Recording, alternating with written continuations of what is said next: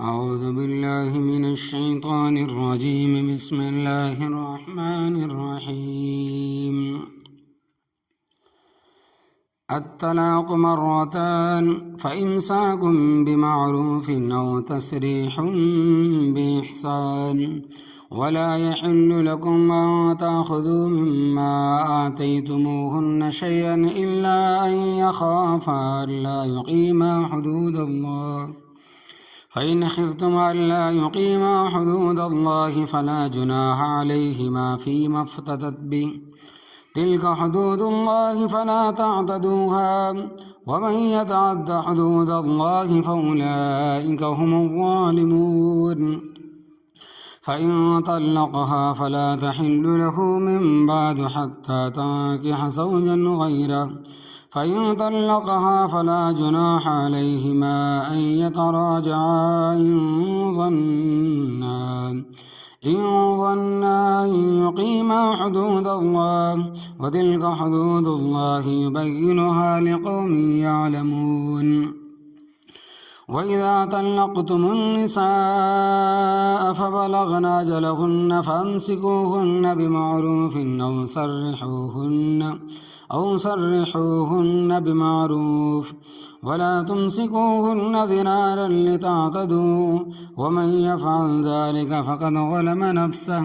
ولا تتخذوا آيات الله هزوا واذكروا نعمة الله عليكم وما أنزل عليكم من الكتاب والحكمة يعظكم به واتقوا الله واعلموا أن الله بكل شيء عليم. ترجمہ: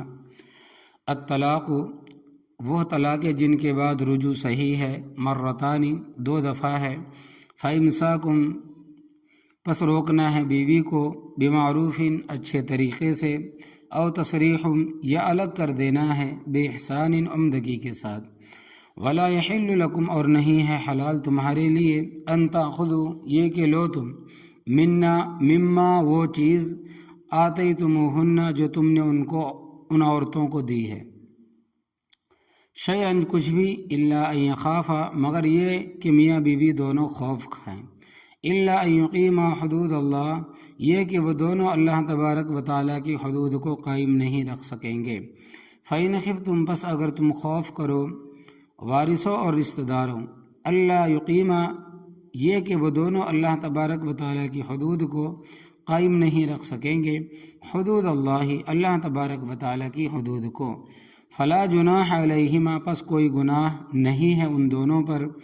فیما افتدت بہ اس چیز کے بارے میں جو عورت نے فدیہ کے طور پر دی، تلک حدود اللہ یا اللہ تبارک و تعالیٰ کی حدیں ہیں، فلا تعتدوها پس تم حدود سے تجاوز نہ کرو، آگے نہ بڑھو، ومن یتعد حدود اللہ اور جس نے تجاوز کیا اللہ تبارک و تعالیٰ کی حدود سے، اللہ تبارک و تعالیٰ کی حد سے جو شخص آگے بڑھا، فاولئک هم الظالمون پس وہی لوگ ظالم ہیں، فإن طلقها پس اگر اس نے تیسری طلاق بھی دے دی، فلا تحل له پس نہیں ہے حلال اس کے لیے، من بعد اس کے بعد، حتی تنکح زوجا غیرہ یہاں تک کہ وہ عورت نکاح کرے کسی اور مرد کے ساتھ، فإن طلقها پس اگر اس اور مرد نے بھی اسے طلاق دے دی، فلا جناح علیہما پس کوئی گناہ نہیں ہے ان پہلے دونوں پر، ان یتراجعا یہ کہ نئے نکاح کے ساتھ رجوع کرے، ان ظنا اگر وہ دونوں یقین کرتے ہیں کہ ان یقیما حدود اللہ یہ قائم رکھیں گے اللہ تبارک و تعالیٰ کی حدود کو، وتلک حدود اللہ اور یہ اللہ تبارک و تعالیٰ کی حدیں ہیں، یبینھا بیان کرتا ہے ان کو، لقوم یعلمون اس قوم کے لیے جو جانتی ہے، وَإِن طَلَّقْتُمُ النِّسَاءَ اور جس وقت تم طلاق دے دو عورتوں کو، فَبَلَغْنَ أَجَلَهُنَّ پس وہ قریب پہنچے اپنی عدت کو، فَأَمْسِكُوهُنَّ پس تم ان کو روکو، بِمَعْرُوفٍ عمدگی کے ساتھ، أَوْ سَرِّحُوهُنَّ یا الگ کر دو ان کو، بِمَعْرُوفٍ اچھے طریقے سے، وَلَا تُمْسِكُوهُنَّ اور نہ روکو تم ان کو، زرارا تکلیف دینے کے لیے، لِتَعْتَدُوا تاکہ تم تجاوز کرو، ومن یفعل ذلک اور جس نے یہ کارروائی کی، فقد ظلم نفسہ پس تحقیق اس نے اپنی جان پر ظلم کیا۔ ولا تتخذوا اور نہ بناؤ تم آیات اللہ اللہ تبارک و تعالیٰ کی آیات کو ہزواً ہنسی اور کھیل، واذکروا اور یاد کرو تم نعمت اللہ علیکم اللہ تبارک و تعالیٰ کی نعمتوں کو جو تم پر ہوئیں، وما انزل علیکم اور جو اللہ تبارک و تعالیٰ نے نازل فرمائی تم پر من الکتاب کتاب والحکمت اور سنت اور حدیث، یعظکم بہ اللہ تبارک و تعالیٰ تمہیں اس کی نصیحت کرتا ہے، واتقوا اللہ اور اللہ تبارک و تعالیٰ سے ڈرو، وعلموا اور تم جان لو ان اللہ بے شک اللہ تبارک و تعالیٰ بکل شیء علیم ہر چیز کو جانتا ہے۔ تو طلاقوں کا مسئلہ چلا آ رہا ہے۔ اللہ تبارک و تعالیٰ کا ارشاد ہے کہ الطلاق، تمام مفسرین کرام رحمۃ اللہ علیہ فرماتے ہیں کہ طلاق رجعی مرتانی 2 دفعہ ہے۔ اگر کسی شخص نے اپنی بیوی کو صریح الفاظ میں صاف لفظوں میں یہ کہا کہ میں نے تجھے طلاق دے دی ہے یا ایک طلاق ہو گئی ہے، اس کے بعد وہ رجوع کر سکتا ہے بغیر نکاح کے عدت کے اندر۔ میاں بیوی آپس میں مل جائیں تو اس طلاق کا اثر زائل ہو جاتا ہے، یا 2 مرتبہ کہا کہ میں نے تجھے طلاق دے دی، میں نے تجھے طلاق دے دی، عدت ختم ہونے سے پہلے میاں بیوی آپس میں مل گئے تو ان طلاقوں کا اثر ختم ہو گیا۔ لیکن بات اچھی طرح یاد رکھنا کہ آئندہ اس کو صرف 1 طلاق کا حق ہے، گنتی میں یہ 2 طلاقیں محفوظ رہیں گی پوری زندگی بھر، اور اگر عدت ختم ہو گئی تو عدت ختم ہونے کے بعد خود بخود علیحدگی ہو جائے گی۔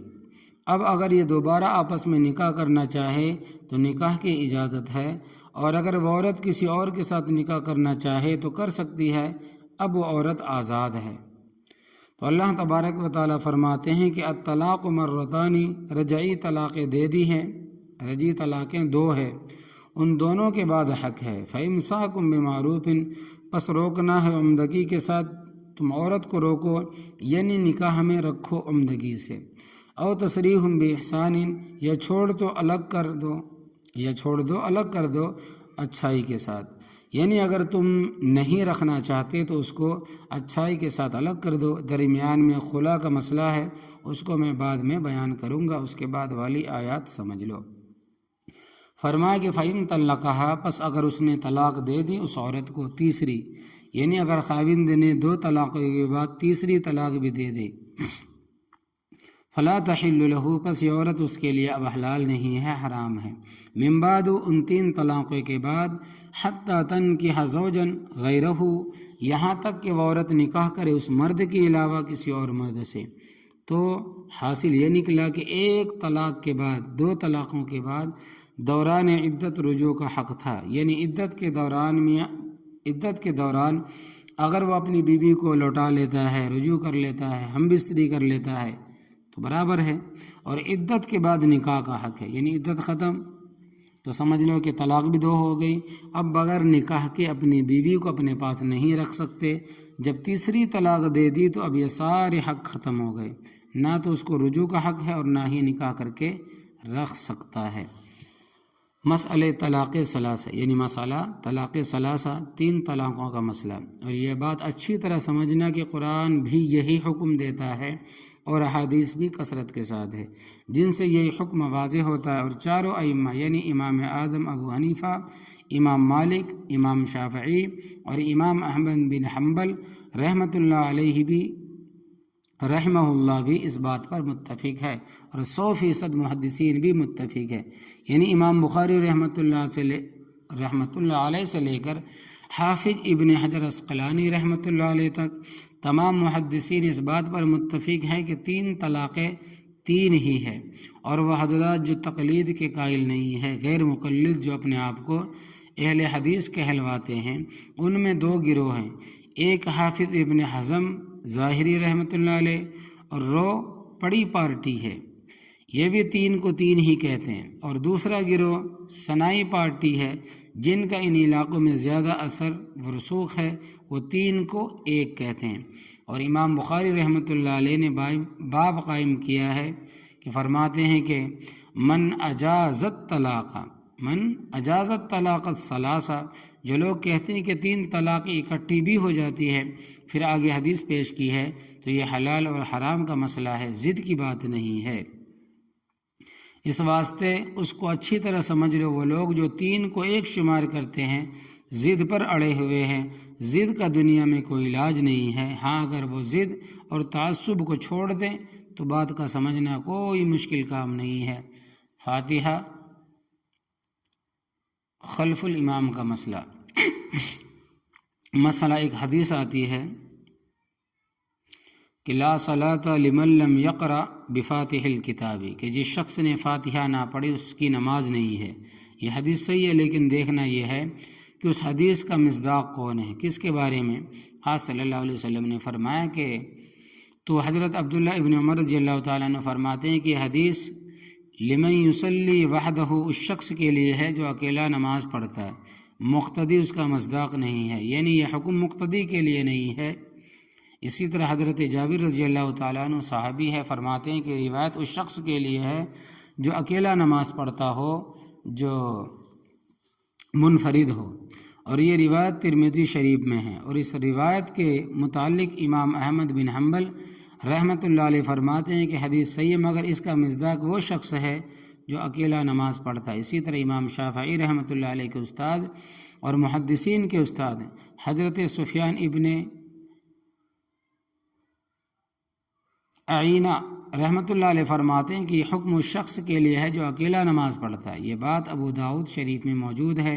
اور مقتدی کا کیا فریضہ، اس کا حکم مسلم شریف وغیرہ کی روایت میں موجود ہے۔ حضرت صلی اللہ علیہ وسلم نے فرمایا کہ اذا قرأ فانصتوا، کہ امام جب قرات شروع کرے تو تمہارا فریضہ ہے کہ تم نے خاموش رہنا ہے۔ قرأ تمہیں سنائی دے یا نہ دے، یعنی کہ قرات تمہیں سنائی دے یا نہ دے، لیکن ضدی نہیں مانتے۔ اسی طرح طلاق کے بارے میں بھی ایک روایت مسلم شریف میں ہے، اور روایت صحیح ہے کہ حضرت ابن عباس رضی اللہ تعالیٰ عنہ فرماتے ہیں حضرت صلی اللہ علیہ وسلم اور حضرت ابو بکر صدیق رضی اللہ تعالیٰ عنہ کے عہد میں اور حضرت عمر فاروق رضی اللہ تعالیٰ عنہ کے ایام خلافت کے ابتدائی 2 سال میں 3 طلاقیں ایک ہی ہوتی تھی۔ مسلم صحیح صفحہ نمبر 277۔ جواب، لیکن اس حدیث کا مصداق کون ہے؟ چنانچہ امام نسائی نے نسائی شریف میں باب قائم کیا ہے کہ طلاق الثلاث المتفرقۃ قبل الدخول بالزوجہ صفحہ نمبر 83 جلد نمبر 2، 3 طلاقیں علیحدہ غیر مدخولہ بھا کو، یعنی ایسی عورت کو جس کے ساتھ نکاح ہوا ہے لیکن میاں بیوی نے ہم بستری نہیں کی، اور خاوند نے اسے طلاق دے دی اور کہا انتی طالقن انتی طالقن انتی طالقن، 3 طلاقیں دے دی تو طلاق پہلے ہی ہوئی ہے، دوسری کا محل ہی نہیں رہا، یعنی کہ طلاقیں پہلے ہی دے دی ہے تو دوسری کا جگہ ہی نہیں رہا۔ تو امام نسائی رحمۃ اللہ علیہ نے باب قائم کیا کہ یہ حدیث غیر مدخولہ بھا کے واسطے ہے۔ اسی طرح ابو داؤد شریف میں روایت ہے کہ مدخولہ بھا، سمجھ میں بات آ گئی، اس کو کہتے ہیں کہ نکاح ہونے کے بعد میں آپس میں دونوں نے ہم بستری نہیں کی، اس کو کہتے ہیں مدخولہ بھا۔ تو اسی طرح ابو داؤد شریف میں روایت ہے کہ 3 طلاقیں ایک اس عورت کے بارے میں ہے جس کے ساتھ نکاح ہوا ہے اور خاوند نے ہم بستری نہیں کی، اور یکے بعد دیگرے 3 طلاقیں دے دی تو پہلے ہی ہو گئی، دوسری تیسری کا کوئی جواز ہی نہیں۔ تو اس روایت کو تمام متعلقات پر فٹ کرانا تو صرف ضد ہے، تو دین کے سلسلے میں بڑی احتیاط کی ضرورت ہے۔ اس لیے مسئلے پر میرا ایک مستقل رسالہ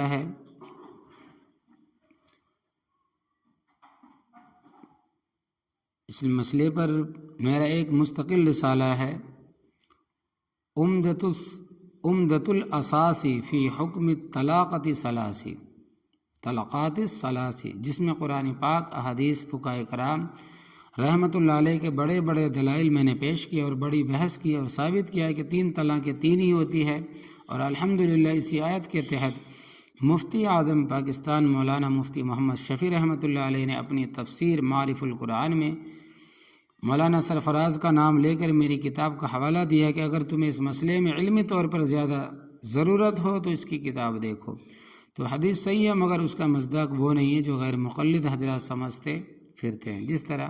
قرآن پاک میں مومنوں سے خطاب ہے کہ اقیموا الصلاۃ وآتوا الزکاۃ، اے وہ لوگوں جو ایمان لائے ہو، نماز قائم کرو اور زکوٰۃ ادا کرو۔ تو زکوٰۃ ہر آدمی تو دینے والا نہیں، زکوٰۃ تو وہ دے گا جو صاحب نصاب ہوگا۔ تو اگر کوئی مسئلے کو سمجھنا تو اس کے لیے کوئی دقت نہیں ہے، البتہ ضد اور تعصب کا دنیا میں کوئی علاج نہیں ہے۔ تو اللہ تبارک و تعالیٰ فرماتے ہیں کہ فَإِن طَلَّقَهَا، پس اگر اس نے طلاق دے دی اس عورت کو، تیسری بھی، تو فَلَا تَحِلُّ لَهُ، پس وہ عورت اب اس کے لیے حلال نہیں ہے۔ من بعد، تیسری طلاق کے بعد سنت اور مستحب طریقہ تو یہ ہے کہ طلاق طہر میں یعنی پاکی میں طلاق دے، کہ ایک طہر میں ایک طلاق اور دوسرے طہر میں دوسری طلاق، یعنی کہ حیض سے صاف ہونے کے بعد پاکی میں رہے تو ایک طلاق، پھر حیض آنے کے بعد پھر جب پاک ہو جائے دوسرے مہینے میں دوسری طلاق، تیسری طلاق، یعنی تیسری پاکی میں تیسری طلاق۔ لیکن اگر کسی نے 3 طلاقیں ایک مجلس میں دے دی یا ایک کلمے کے ساتھ دے دی تو بھی 3 طلاقیں واقع ہو گئی۔ ایک مجلس کا مطلب یہ ہے کہ ایک ہی جگہ بیٹھے ہوئے کہا کہ تجھے طلاق ہے، تجھے طلاق ہے، تجھے طلاق ہے، اور ایک کلمے کا مطلب یہ بھی ہے کہ کہہ دے کہ تجھے 3 طلاقیں ہیں، تو دونوں صورتوں میں 3 طلاقیں واقع ہو جاتی ہے۔ حتیٰ تنکح زوجا غیرہ، یہاں تک کہ وہ عورت کسی اور مرد کے ساتھ نکاح کرے۔ فإن طلقہا،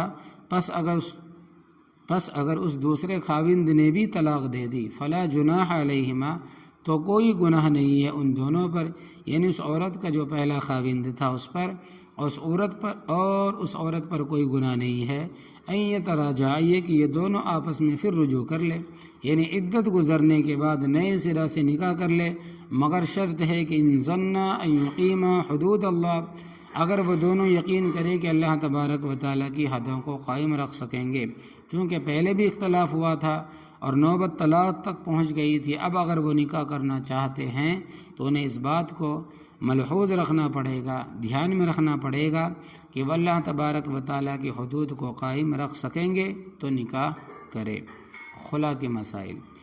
درمیان میں خلا کا مسئلہ بیان ہوا ہے جو اوپر چھوڑ آئے ہیں، وہ کیا ہے؟ فرمائے کہ ولا یحل لکم، اور اے مردو تمہارے واسطے حلال نہیں ہے، ان تاخذوا، یہ کہ لو تم مما اس چیز سے، آتیتموہن جو تم نے ان عورتوں کو دیا ہے، شیئن کچھ بھی، یعنی مہر دیا ہے یا ہدیے کے طور پر کوئی چیز دی ہے، تو طلاق کے بعد تم ان سے کچھ نہیں لے سکتے۔ کوئی گلے کا ہار دیا ہے، ناک کا کوئی سامان دیا ہے، کان کا دیا ہے، یا کوئی لاکٹ دیے ہیں، یا کوئی پھر پازیب دیے ہوں، تو خلا کے بعد طلاق کے بعد لینا صحیح نہیں لے سکتے۔ الا ان یخافا، مگر یہ کہ میاں بیوی خوف کریں، اللہ یقیما حدود اللہ، یہ کہ وہ اللہ تبارک و تعالیٰ کی حدود کو قائم نہیں رکھ سکیں گے، آپس میں ان کا مزاج نہیں ملتا یا کسی اور وجہ سے ان کا نباہ نہیں ہو سکتا۔ فإن خفتم، پس اگر اے دونوں کے وارثوں اور رشتہ داروں تمہیں خوف ہو، اللہ یقیما حدود اللہ، یہ کہ وہ اللہ تبارک و تعالیٰ کی حدود کو قائم نہیں رکھ سکیں گے، اللہ تبارک و تعالیٰ کے حکموں کو قائم نہیں رکھ سکیں گے، فلا جناح علیہما، پس نہیں ہے گناہ ان دونوں پر، فیما افتدت بہ، اس چیز میں کہ عورت نے فدیہ رقم دے کر مرد سے طلاق لے لے۔ اب مسئلہ سمجھنا، اگر بیوی خاوند کا آپس میں نباہ نہیں ہو سکتا، مثلا مزاج نہیں ملتا، کیونکہ مزاج کا بھی بڑا اثر ہوتا ہے، اسی واسطے شریعت کفو کے اندر نکاح کرنے کو ترجیح دیتے ہیں، اور کفو کا معنی ہے کہ برادری، اور برادری میں مزاج اور ذہن ملتے جلتے ہوں گے تو گڑبڑ نہیں ہوگی، اور غیر کفو میں مزاج نہ ملنے کی وجہ سے مشکل پیدا ہوگی، یعنی کہ اگر آپ اپنی برادری سے باہر شادی کریں گے تو ہو سکتا ہے کہ مزاج نہ ملے۔ باقی نکاح غیر کفو میں بھی جائز ہے، حرام نہیں ہے۔ تو اگر میاں بیوی کا مزاج نہیں ملتا یا کوئی اور ایسی وجہ ہے کہ نباہ نہیں ہو سکتا تو شریعت نے خلا کی اجازت دی ہے، البتہ اس میں تفصیل یہ ہے، اگر خرابی بیوی کی طرف سے ہے، وہ رہنا نہیں چاہتی اور خاوند رکھنا چاہتا ہے، تو ایسے موقع پر خاوند عورت کو کہہ دے کہ تو مجھے پیسے دے دے، میں تجھے طلاق دے دیتا ہوں، میں تجھے طلاق دے دیتا ہوں، کیوں؟ میرا شادی پر خرچہ ہوا ہے۔ اگر بیوی رہنا چاہتی ہے اور شرارت خاوند کی طرف سے ہو تو ایسی صورت میں خلا کا مال حرام تو نہیں ہے، مگر مکروہ ہے کہ شرارت بھی اسی کی ہے اور رقم بھی وہی ہتھیا لے۔ پھر اس میں بھی اختلاف ہے کہ مرد نے جتنا مہر دیا ہے اتنے پر ہی خلا ہو یا حق مہر سے زیادہ رقم لے سکتا ہے۔ امام شافعی رحمۃ اللہ علیہ فرماتے ہیں کہ جتنا مہر دیا تھا اس سے زیادہ پر بھی خلا ہو سکتا ہے۔ امام اعظم ابو حنیفہ رحمۃ اللہ علیہ فرماتے ہیں کہ مہر سے زیادہ رقم نہ لے، کیونکہ حضرت ثابت ابن قیس صحابی ہے، یہ بڑے ذہین اور مقرر تھے، قد چھوٹا تھا، رنگ سیاہ تھا، ان کی بیوی بڑی خوبصورت تھی۔ اس نے حضرت نبی کریم صلی اللہ علیہ وسلم کو کہا کہ حضرت، میرا خاوند ویسے تو بڑا اچھا ہے، خرچہ بھی دیتا ہے، اخلاق بھی اچھا، مگر میں جب دیکھتی ہوں تو مجھے کراہت آتی ہے، جس سے میرے ایمان پر زد پڑے گی، لہذا مجھے طلاق دلوا دے۔ آپ صلی اللہ علیہ وسلم نے فرمایا کہ یہ وہ باغ ہے جو اس نے تجھے مہر میں دیا تھا، واپس کر دے گی۔ تو حضرت ثابت کی بیوی نے کہا، حضرت ثابت ابن قیس کی بیوی نے کہا کہ حضرت، میں وہ باغ بھی دے دوں گی اور کچھ مزید بھی دے دوں گی۔ تو مسند احمد کی روایت میں آپ صلی اللہ علیہ وسلم نے فرمایا کہ اما زیادہ فلا، بہرحال زیادہ دینا درست نہیں ہے۔ اس حدیث کے پیش نظر امام اعظم ابو حنیفہ رحمۃ اللہ علیہ کا موقف یہ ہے کہ جو مہر دیا ہے اس سے زیادہ نہ لے۔ فرمایا کہ تلک حدود اللہ، یہ اللہ تبارک و تعالیٰ کی حدیں ہیں، فلا تعتدوها، پس تم ان سے آگے نہ بڑھو۔ ومن یتعد حدود اللہ، اور جس نے اللہ تبارک و تعالیٰ کی حدوں سے تجاوز کیا، فاولئک هم الظالمون، پس یہی لوگ ظالم ہیں۔ یہ پہلے میں نے عرض کر دیا، 2 کے بعد اگر اس نے تیسری طلاق دے دی تو یہ بیوی اس خاوند کے لیے حلال نہیں ہے، یہاں تک کہ کسی اور مرد سے نکاح کرے، اور نکاح کے بعد ہم بستری بھی شرط ہے۔ اگر صرف نکاح کر کے بغیر ہم بستری کے طلاق دے دی تو پہلے خاوند کے لیے حلال نہیں ہوگی۔ اس پر بخاری اور مسلم کی روایت شاہد ہے، گواہ ہے۔ فَإِن طَلَّقَهَا، پس اگر دوسرے خاوند نے طلاق دے دی، فَلَا جُنَاحَ عَلَيْهِمَا، پس کوئی حرج نہیں ان پہلوؤں پر، ان یتراجعا، یہ کہ نکاح کے لیے آپس میں رجوع کریں، لیکن شرط یہ ہے کہ ان ظنا ان یقیما حدود اللہ، اگر ان کو یقین ہے کہ اللہ تبارک و تعالیٰ کی حدوں کو قائم کریں گے، اللہ تبارک و تعالیٰ کی حدوں کو فلانگیں گے نہیں، توڑیں گے نہیں۔ وَتِلْكَ حدود اللہ، یہ اللہ تبارک و تعالیٰ کی حدیں ہیں جو اوپر بیان ہوئی۔ یبینھا لقوم یعلمون، ان کو بیان کرتا اس قوم کے لیے جو علم رکھتی ہے۔ وَإِذَا طَلَّقْتُمُ النِّسَاءَ، اور جب تم طلاق دے دو عورتوں کو، فَبَلَغْنَ أَجَلَهُنَّ، پس قریب پہنچے وہ اپنی عدت کو، فَأَمْسِكُوهُنَّ، پس تم ان کو روکو، یعنی عدت ابھی ختم نہیں ہوئی تو دوران عدت تم انہیں روک بھی سکتے ہو،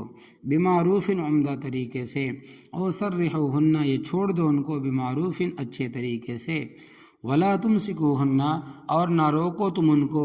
ضرارن، تکلیف دینے کے لیے، یعنی اس کو اس واسطے نہ روکو میں ان کو ماروں گا، پیٹوں گا، تنگ کروں گا، پریشان کروں گا، لتعتدوا، تاکہ تم تجاوز کرو، اس واسطے نہ روکو۔ ومن یفعل ذلک،